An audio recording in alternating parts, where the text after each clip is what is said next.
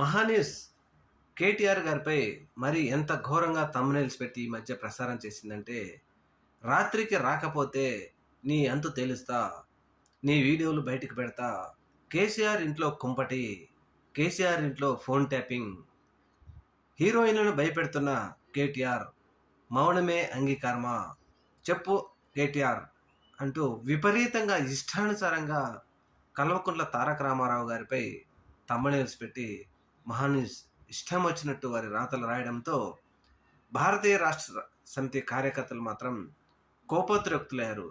ఎందుకంటే సమాజంలో ఇటువంటివి రాయకూడదు. ఎప్పుడైనా నిజంగా ఏదైనా ఇలాంటివి జరిగితే ఖచ్చితంగా నిజం నిర్భయంగా వెలజెప్పాలి, కానీ అలా కాకుండా అబద్ధాలను ప్రజల్లో తీసుకెళ్ళాలి, వాళ్లకు అబద్ధాలను ఖచ్చితంగా నిజాలు చేయాలని ప్రయత్నిస్తే కనుక ప్రజల నుంచి ఇప్పుడు మహాన్యూస్కు ఏ విధమైనటువంటి ఎదురుచూపులు, ఏ విధమైనటువంటి దెబ్బ తగిలిందో రాబోయే రోజు మీడియాకు కూడా ఇటువంటి పరిస్థితే వస్తుంది.